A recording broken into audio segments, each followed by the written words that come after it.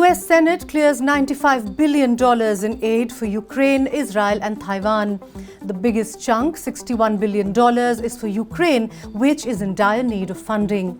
Interestingly enough, this aid package also contains $26 billion for Israel and humanitarian aid for civilians in conflict zones around the world, including Sudan, Haiti and Gaza. More than 100 students of Columbia University face suspension and arrest after pro-Palestine protests on campus. After the arrests, other students from Ivy League colleges like Yale and also NYU came out in solidarity with the pro-Palestine protest. New York's highest court has overturned Hollywood producer Harvey Weinstein's 2020 conviction for rape and sexual assault, the case that was the landmark for the Me Too movement of 2017.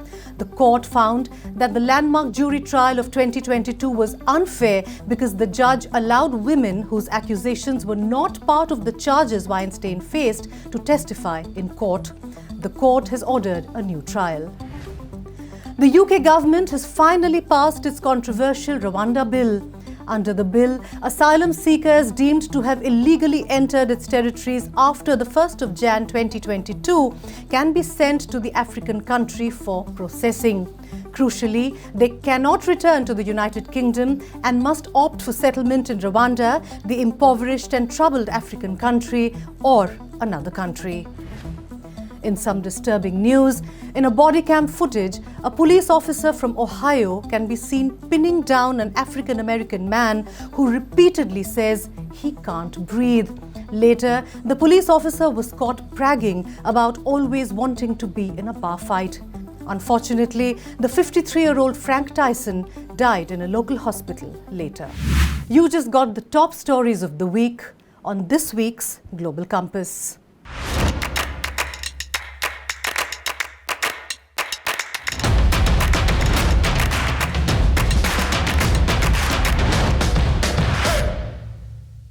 And now, in our next segment, let's look into some of the stories that specifically featured on StratNews Global. According to satellite images obtained by news agency Reuters, China is providing a dock or mooring facility for a US-sanctioned cargo ship of Russia to carry North Korean arms. The ship's presence at the Chinese port underscores the challenges facing the United States and its allies as they try to choke off military and economic support for Russia. Russia, which is battling US-backed Ukraine, is facing a munition shortage. Secretary of State Antony J. Blinken met with China's leader Xi Jinping in Beijing to improve conversation between militaries and ease travel policies between the two countries. This meeting between the two countries is deemed important, especially after the United States allocated aid package for Taiwan to counter China in South China Sea. The situation in Gaza Strip is deteriorating as the World Food Programme flags the potential famine threats along with food insecurity, malnourishment and increase in stillbirths and neonatal deaths. Meanwhile, Israel has intensified its airstrikes on Rafah. Israeli government spokesperson David Mencer said that Prime Minister Benjamin Netanyahu's war cabinet was meeting to discuss how to destroy the last vestiges, the last quarter of Hamas battalions in Rafah and elsewhere.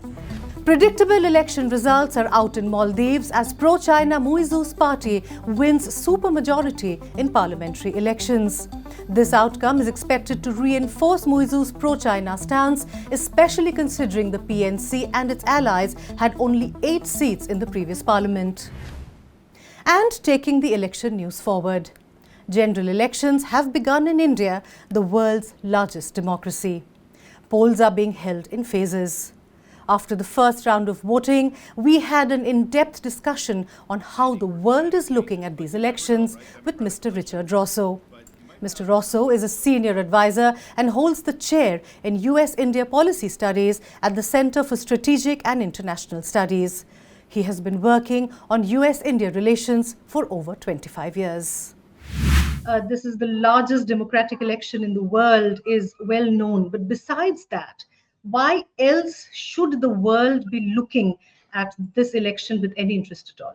Well, there's really 4 main groups that I hear about all the time, asking questions about the elections, what's going to happen, and what might policy look like on the other side.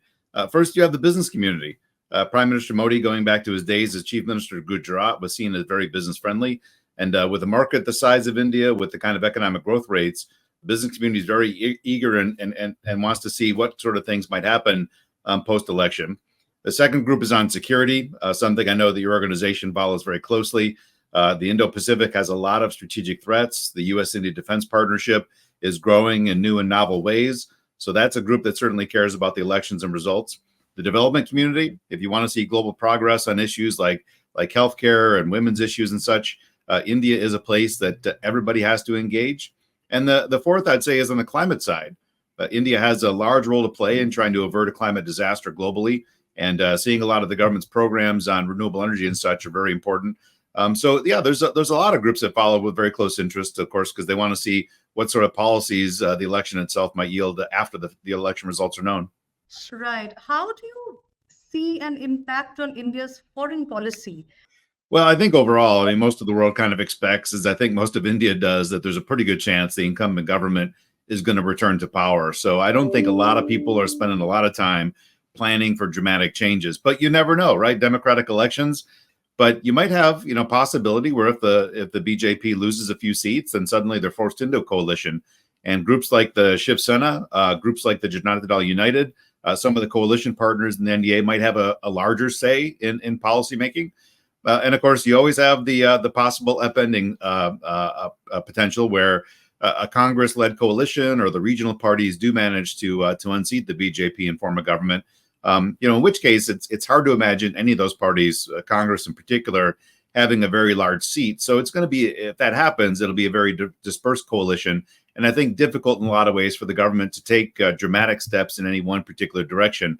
Now, recently, I'm sure you would have heard that the incumbent Prime Minister, in one of his election rallies, made a statement about minorities, which has in fact gone viral. So several international news agencies have also covered it. How is the world looking at this particular statement, not just the West, but also the leadership in, say, Islamic countries? It definitely is something that I think certain parts of the policy community watch very closely. Just seeing really the rise of the BJP 30 years ago, really on the back of kind of stoking religious tensions. It's always in the front of people's minds, kind of wondering what sort of steps the government might actually take. It's one thing to have campaign rhetoric, and it's another thing to see the kind of actions a government takes in office. There's been a few things like the Citizenship Amendment Act or amending the laws around Jammu and Kashmir, which, some of those impact very few people, relatively modest, but still, you look at these issues and you wonder what might be on the agenda if the incumbent government comes back, and you hear these things on a campaign trail. I think it has more impact in certain communities, on academic institutions, on policy wonks, some people inside governments for sure. But then you look at other groups, the engagements that I've got with business leaders, security leaders and such. Nothing that India has done and said in the current iteration has crossed any real bright lines, changing their kind of impact. So some groups that are, I think, a little more sensitive, they see these things, they get concerned.